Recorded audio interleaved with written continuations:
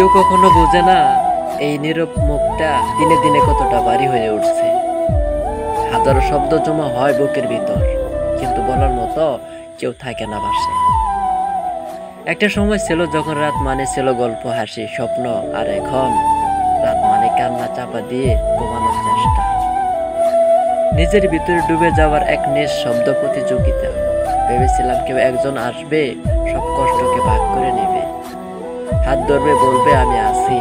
কিন্তু সেই মানুষটা শুধুই স্বপ্নেই রয়ে গেল। এখন তো নিজে রই আর নিজেকে ভালো লাগে না।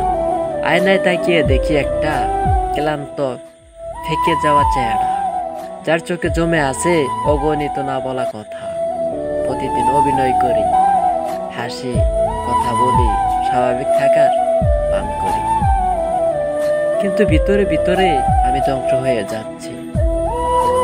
মনটা আর আগের মতো উজ্জ্বল নেই। আশাগুলো একে একে নেমে যাচ্ছে।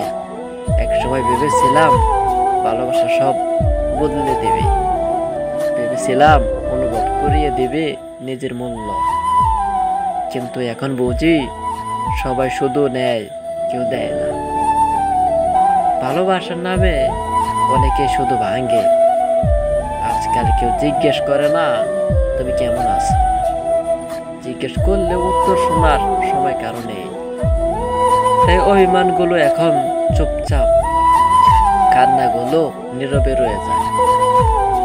এটাই এখন আমার জীবনের গল্প, একটা নীরব যুদ্ধ, একটা একাকিত্বে পরা যাপন, যার শেষ কোথায়